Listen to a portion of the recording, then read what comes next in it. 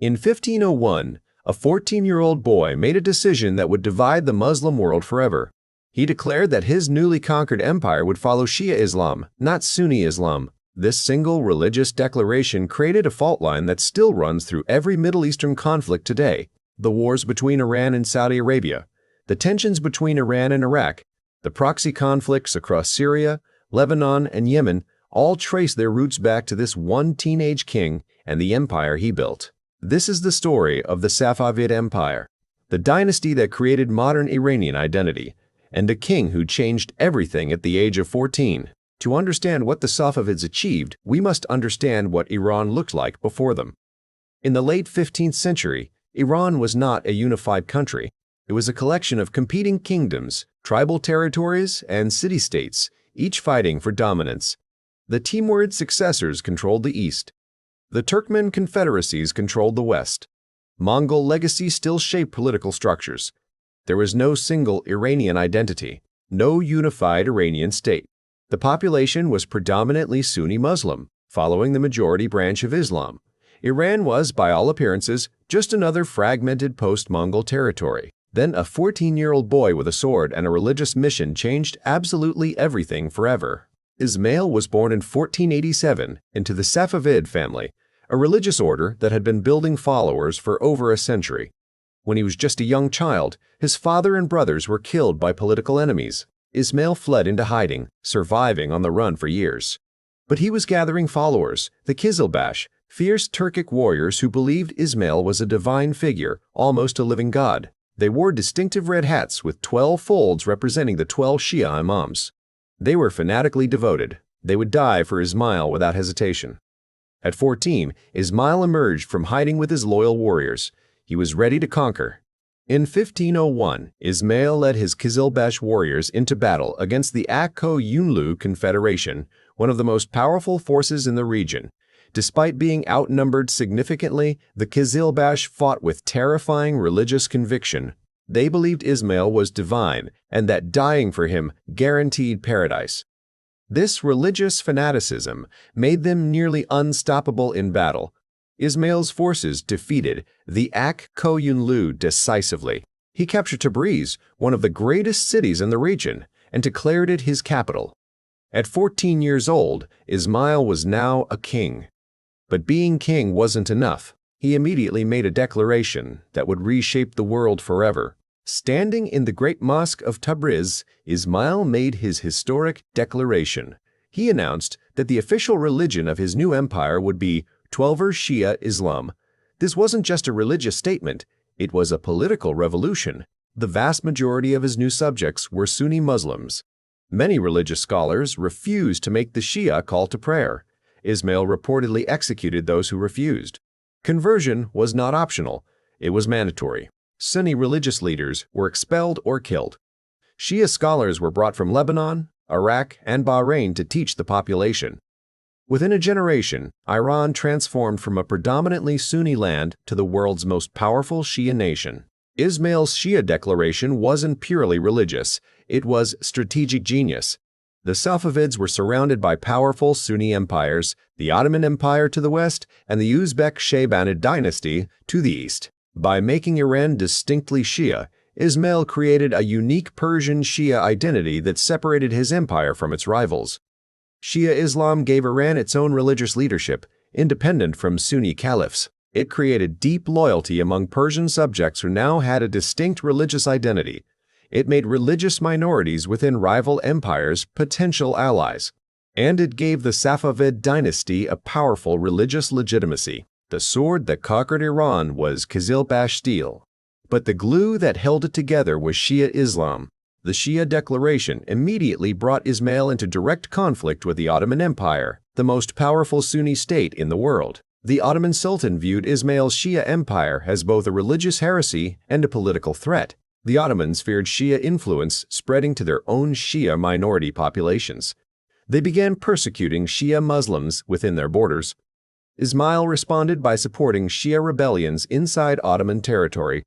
Tensions escalated rapidly toward inevitable war. In 1514, the Ottoman Sultan Selim led a massive army into Safavid territory. The two empires met at the Battle of Chaldiran. It would be one of the most consequential battles in Islamic history. The Battle of Chaldiran in 1514 was a catastrophic defeat for Ismail. The Ottomans had one crucial advantage: gunpowder weapons.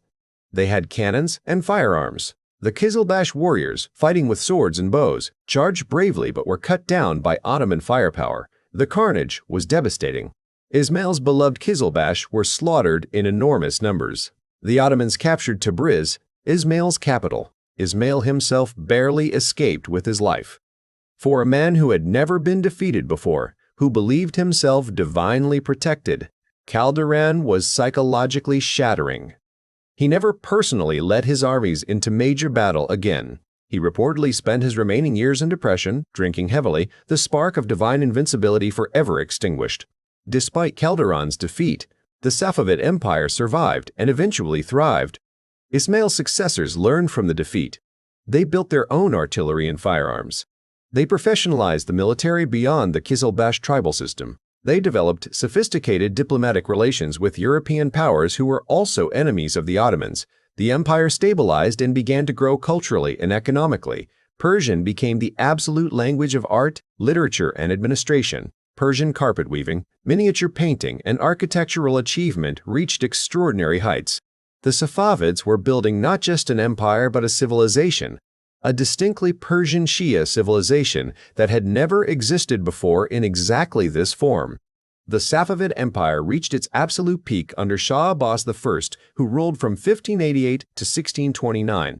He was arguably the greatest Safavid ruler and one of the most capable administrators in Iranian history. He moved the capital to Isfahan and transformed it into one of the most beautiful cities on earth. Contemporary visitors described Isfahan as half the world because of its magnificence. He built the stunning Naqi-Jahan Square, surrounded by architectural masterpieces. He reformed the military, created a standing army loyal to him personally rather than to tribal leaders, and pushed the Ottomans back, recovering lost territories. Under his rule, the Safavid Empire became a true world power. Isfahan, under the Safavids, became one of the great wonders of the world. The city was designed according to a comprehensive master plan, one of the earliest examples of deliberate urban planning in history. Grand boulevards lined with trees connected major monuments. The Naqi-Jahan Square was 4 times the size of St. Mark's Square in Venice. The Sheikh Lotfola Mosque featured revolutionary dome engineering with acoustic properties so perfect that a whisper at one end could be heard clearly across the entire space. European ambassadors sent back reports describing a city of impossible beauty. Poets called it paradise on earth. It was the crown jewel of Persian-Shia. Perhaps the most lasting achievement of the Safavid Empire was creating a distinct Persian-Shia identity that has defined Iran to this day. Before the Safavids, being Iranian and being Shia were not necessarily connected. After 4 centuries of Safavid rule, they became inseparable. Shia religious practices became deeply embedded in Persian culture.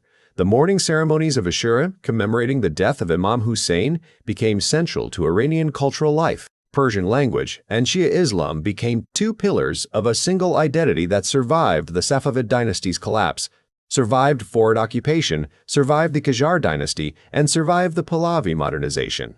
This identity finally expressed itself most powerfully in the 1979 Islamic Revolution. By the early 18th century, the Safavid Empire was exhausted. Decades of wars with the Ottomans had drained resources.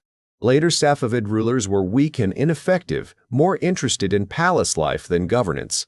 In 1722, Afghan tribal forces invaded from the east and captured Isfahan itself. The Safavid dynasty effectively ended, though it lingered in weakened form for several more decades. The empire that Ismail had built with religious conviction and military genius collapsed under the weight of weak successors and relentless external pressure. But what the Safavids had created couldn't be destroyed with armies. The Persian-Shia identity they had built over 2 centuries was now permanently embedded in Iranian civilization. The Safavid Empire ended 3 centuries ago, but its consequences are still making global headlines every single day. The Sunni-Shia divide that Ismail crystallized in 1501 still drives the rivalry between Iran and Saudi Arabia. It still fuels conflicts in Yemen, Syria, Iraq, and Lebanon.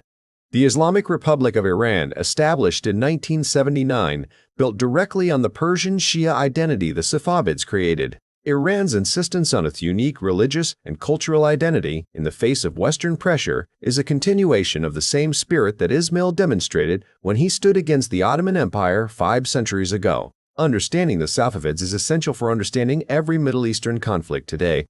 A 14-year-old boy with a sword, a religious mission, and an unshakable conviction changed the course of history. He united a fragmented land. He created a new religious identity. He built one of the most beautiful civilizations the world has ever seen. He started a religious division whose consequences we still live with today. Shah Ismail and the Safavid Empire remind us that individual decisions made by single leaders can reshape the world for centuries. Every Sunni-Shia conflict today, every Iran-Saudi confrontation, every Middle Eastern proxy war, all trace their roots to that moment in 1501 when a teenage king stood in a mosque and changed everything.